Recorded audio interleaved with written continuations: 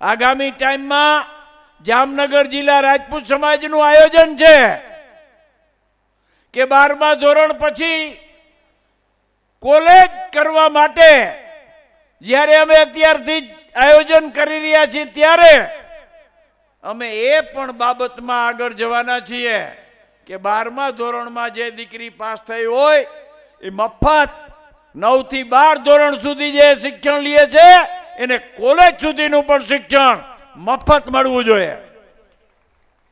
દુઃખની વાત એ છે કે એના બા બાપ ભાઈ બહેનો હાંજ થશે તો 100 રૂપિયાના ફાકી ખાઈ જશે, માવા ખાઈ જશે. એની પાસે પૈસા છે, પણ 12મું ધોરણ પાસ કરીને ઘરે આવેલી દીકરીને કોલેજ કરવા કે આગલા શિક્ષણ આપવા માટેના એની પાસે પૈસા નથી. આ વસ્તુમાંથી આપણે 100% બહાર આવવું જોશે.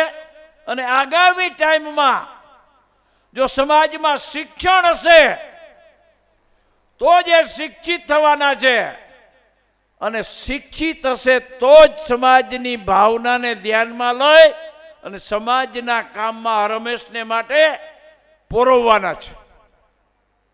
અહીં ઘણી બધી વાતો થઈ છે એટલે જાજી વાતમાં મારે નથી પડવું, પણ આગામી ટાઈમમાં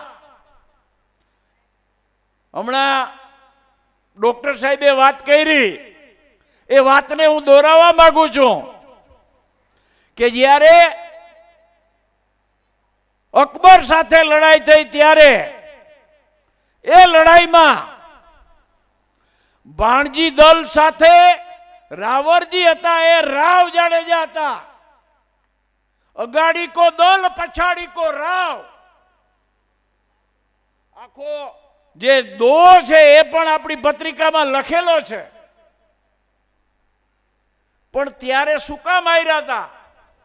એટલા માટે હાર્યા હતા કે આપણી ફોજમાં આપણા જ સમાજના માણસો અડધી રાતે એ બાદશાહની ફોજમાં ભળી ગયા હતા.